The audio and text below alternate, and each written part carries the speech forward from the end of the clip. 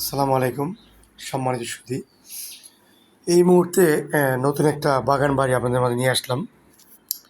Singer থানাধীন জয়মণ্ডপ থেকে মাত্র 5 মিনিট দূরত্বে, 1 কিলোমিটার।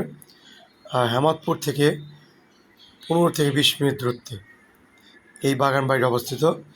এই দেখতে পাচ্ছেন একটি গরুর খামার, তারপরে এই শত শত আম গাছ, লেচু গাছ, কাঁঠাল গাছ, পেয়ারা গাছ, পেঁপে গাছ, ফল, এই সবজি বাগান।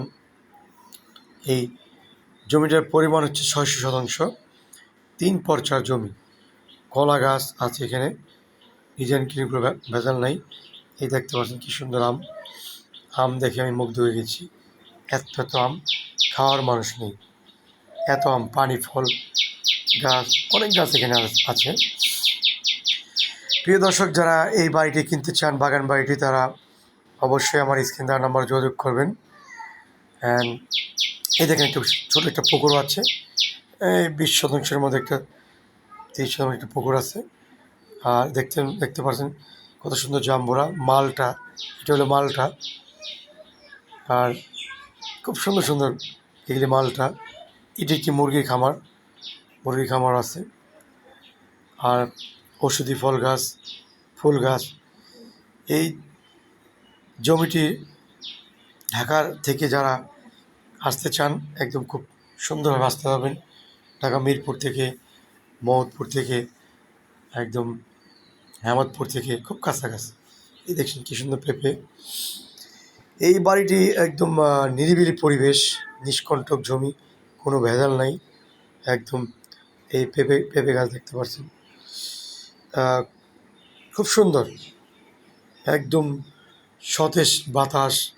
দেখছেন কী সুন্দর কলা ধরেছে।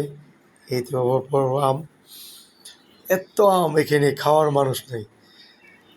দেখতে পাচ্ছেন ফুল গাছ, এই ডালিম গাছ, অনেক ফল গাছ আছে এখানে। যারা এই বাড়িটি কিনবেন তারা খুব লাভবান হতে পারবেন।